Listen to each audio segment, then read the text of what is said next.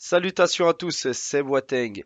Alors voilà, on se retrouve après cette magnifique semaine qu'on a pu passer grâce au FC Barcelone, après cette victoire à 4 buts à 1 face au Bayern de Munich, 0 buts à 4 face au Real Madrid. Le Barça a montré ce dont il était capable face au grand club, le Barça a prouvé, le Barça a fait un carton plein, réellement a fait un super carton plein et bien évidemment, on se sent assez emballé par ce Barcelone qui nous est offert par Hansi Flick. On se dit qu'on peut rêver grand, qu'on peut aller très très loin et on se demande même jusqu'où le Barça peut s'arrêter. Et ce qui est super intéressant, c'est de se dire qu'on est qu'au début de saison et le Barça ne cesse de progresser. C'est ça qui est très très intéressant. Mais voilà, on a le droit de se positionner, de savoir jusqu'où le Barça peut aller. Est-ce que le Barça peut rêver d'une grosse saison? Certains même parlent d'un triplé pour ne pas trop s'emballer. Mais voilà, on va se positionner objectivement et voir ce dont le Barça peut nous offrir et sur ce quoi on peut rêver. Parce que si on analyse ce début de saison, bah c'est un début de saison. Ce que j'aime avec le Barça, c'est qu'il est hyper progressif, honnêtement. Il évolue énormément bien. On regarde à l'image du premier match face à Valence, où on était mené un but à zéro, on revient à un but à deux, un déplacement qui est pas trop facile, où il n'y a pas encore une réelle maîtrise, mais il y a un petit jeu qui se développe, tout contre Bilbao. On ressent encore des lacunes, mais ça se développe. Rayo Vallecano, qui pour moi est le tournant au moment où Daniel Mo monte à la place Ferran Torres, où en seconde mi-temps, on voit un Barça dominateur et un Barça qui ne perd pas, au lieu que les années précédentes, j'aurais été sûr qu'on l'aurait perdu ce match. Et après, bah, le Barça déroule dans tous les sens. 7 buts à 0 face au Real Madrid, face au Real Valladolid, un but à 4 face à Girona, un but à 5 face à Villarreal, 1-0 contre Retafe, 5-0 contre les Young Boys, 0-3 contre Alaves, 5-1 contre Séville et après les deux derniers matchs, le Bayern de Munich et le Real Madrid. Et ce qui est aussi super intéressant, c'est que quand on regarde les deux défaites du Barça, parce que le Barça a perdu en Ligue des Champions et en championnat, eh ben on se rend compte que ce ne sont pas des grosses défaites. On se rend compte que c'est pas des défaites qui sont alarmantes. À l'image par exemple du premier match contre Monaco, on pourrait se dire, le Barça est tombé dans ses travers, le Barça n'assume pas mentalement la Ligue des Champions. Ben, directement, on a réponse à notre question en disant non, c'est faux, le Barça est prêt pour la Ligue des Champions en écrasant les Young Boys et en écrasant le Bayern de Munich. Ce qu'il y a avec la défaite face au Monaco, ben, quand tu prends une rouge après 10 minutes de jeu, c'est très difficile de gérer un match pareil, même si le Barça a très bien répondu en étant mené un but à zéro et a répondu avec un partout sur un super goal de Lamine Yamal. Le Barça a quand même montré un très beau visage, mais malheureusement n'a pas pu s'imposer et a perdu ce match. Tout comme le match face à Osasuna, on perd 4 buts à 2. C'est clair, on est vraiment dominé, mais le Barça était obligé, enfin surtout Hans Flick était obligé de faire énormément de changements et de quasiment mettre une équipe B sur le terrain. On avait Pau Victor, Ferran Torres, Pablo Torre, Gérard Martin, Dominguez, Iñaki Peña, voilà, tous des joueurs pour faire tourner, donc ils n'avaient pas trop le choix. Et c'est ce qui s'est passé.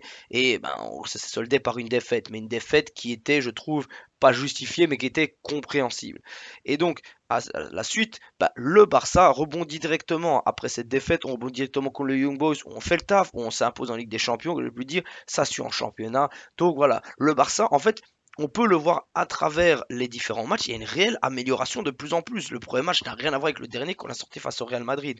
Mais où il faudrait quand même pouvoir se positionner, c'est les 20 minutes contre le Bayern de Munich qui ont été très compliquées, où on a subi et on a encaissé. On s'est dit, bah, ça va être la déroute, c'est nous qui allons perdre 4 buts à 1, ça va mal se passer. Et le match contre le Real Madrid, où la première mi-temps, bah, voilà, on a joué le piège du hors-jeu, j'aurais pu se retourner contre nous. Ça a été assez compliqué sur cette première mi-temps. Même si on regarde bien évidemment les actions hors-jeu, ben, on n'a que trois grosses occasions pour le Real Madrid. Mais on a senti qu'on subissait énormément et qu'on n'était pas non plus, voilà, en pleine confiance. Et si on s'analyse sur ces deux moments faibles, on se dit que voilà, il y a encore beaucoup de choses à améliorer. Mais c'est très positif pour la suite, honnêtement. Et c'est ça qui est super intéressant, c'est que le Barça sort sur une semaine très compliquée. On a eu Séville, on fait le taf, même si bah, on sent que le piège du hors-jeu nous fait encore un peu défaut sur les débuts, parce qu'on sent qu'il y a deux trois fois où ça aurait pu passer. Contre le Bayern Munich, on confirme, et contre le Real Madrid, bah, tu confirmes encore ce piège du hors-jeu qui s'améliore de match en match. Donc c'est ça qui est hyper rassurant, se dire que le piège du hors-jeu est hyper efficace, de plus en plus les matchs avancent. Deuxièmement, tu as beaucoup de joueurs blessés qui reviennent, à l'image de Frenkie de Jong, de Dani Olmo, de Gavi, de Fermin Lopez, d'Ansu Fati. Donc, tu as un noyau beaucoup plus large et tu vas pouvoir faire beaucoup plus tourner, même si en défense, il est temps qu'Araujo revienne, que Christensen revienne, parce qu'en défense, ben, on joue toujours sur les mêmes joueurs et on espère qu'il n'y aura pas de blessure à ce niveau-là. Mais tu as beaucoup plus de possibilités. Au niveau offensif, on devient de plus en plus efficace, surtout que maintenant, nos joueurs répondent vraiment présents dans les gros matchs, à l'image de Rafinha et de Lewandowski. Surtout parce que pour Lamine Yamal, ben, j'ai trouvé qu'il a toujours répondu présent dans les gros matchs, même si au niveau de la finition, ben, il était encore assez jeune, même s'il est encore jeune. Mais tu as vraiment ce pass où on sent que les joueurs évoluent petit à petit à l'image de Casado, de Lamine Yamal, de Koubarsi, de Koundé, de Rafinha, enfin tous nos joueurs, Pedri aussi qui passe un cap, enfin tous nos joueurs qui s'améliorent de match en match, Baldé aussi sans l'oublier, qui s'améliorent de match en match et qui prennent de plus en plus d'expérience et qui répondent réellement présents et qui font mal surtout. Le Barça fait mal et c'est ça qui est plus qu'encourageant pour la suite de la saison. Donc qu'est-ce qu'on peut rêver à ce niveau-là? Ben, ce qu'on peut rêver, tout simplement, c'est s'améliorer encore. Tant au niveau défensif qu'au niveau du milieu de terrain, qu'au niveau de l'attaque. On sent réellement une réelle amélioration match par match. Et il faut continuer sur cette lancée. Bien évidemment, ce sera plus compliqué le moment où on aura notre première grosse défaite. Ou notre première défaite sur laquelle ben, on a mis toutes les armes de notre côté et ce n'est pas passé. Il faudra rebondir directement. Peut-être que ça n'arrivera pas, mais logiquement, ça arrivera. Tu auras une autre défaite dans la saison. Et c'est là que le Barça doit réellement répondre présent en puisant dans ses ressources pour pouvoir rebondir directement et continuer à faire une saison. Parce qu'une saison, c'est très très long. On a à peine que bientôt en début novembre. Donc tu n'as que 2 mois de compétition. Mais ce que Hansi Flick t'a fait en 2 mois, ça relève limite du miracle, honnêtement, ce qu'il a réussi à faire. Parce que comme on l'a dit dans d'anciennes vidéos, ben, au niveau du contexte du mercato, c'est une catastrophe. Du contexte des coulisses, c'est une catastrophe. Médiatique, sportif, au niveau de la gestion d'équipe, tout est une catastrophe. Et il arrive à apporter une stabilité où on peut enfin respirer. On peut se dire, ah, ça fait du bien, on peut se concentrer sur le football, mais ça c'est vraiment sa gestion à lui, où vraiment il se positionne en disant, moi je m'en fous de ce qui se passe à côté, c'est le foot qui m'intéresse, c'est mon équipe qui m'intéresse, et on voit que les joueurs vraiment le ressentent, tout comme ils ont une réelle confiance, et ça je pense que cette saison on pourra vraiment miser énormément dessus, parce que les joueurs sont en confiance, et poussent au maximum pour vraiment extérioriser cette confiance et la mettre en pratique sur le terrain. Et c'est ça dont on a eu besoin très longtemps. Mentalement, on sent que cette équipe est très très forte, qu'elle sait rebondir, qu'elle sait subir à des moments, mais qu'elle sait vraiment faire mal et s'adapter à son adversaire. Donc c'est la grosse force. Maintenant, qu'est-ce qu'on peut rêver pour ce Barça? Personnellement, je vais parler de mes objectifs à moi. J'estime, en ayant pris cette option pour ce début de championnat à 6 points devant le Real Madrid, même si le championnat est encore très très long, il n'y a rien à dire, le Real peut encore revenir bien évidemment. J'estime qu'il faudrait au minimum un doublé, Copa et championnat.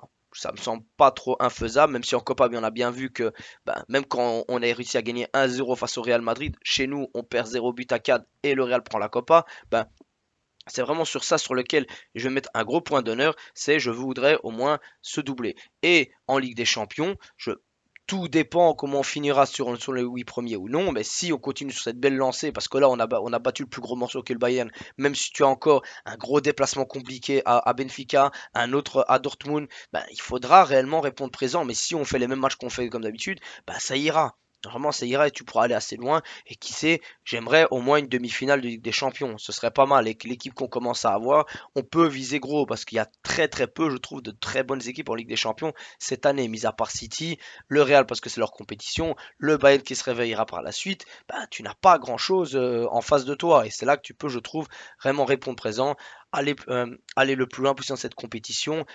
On va pas parler de triplé, on va pas parler de gagner la Ligue des Champions, c'est encore, je pense, un peu tôt.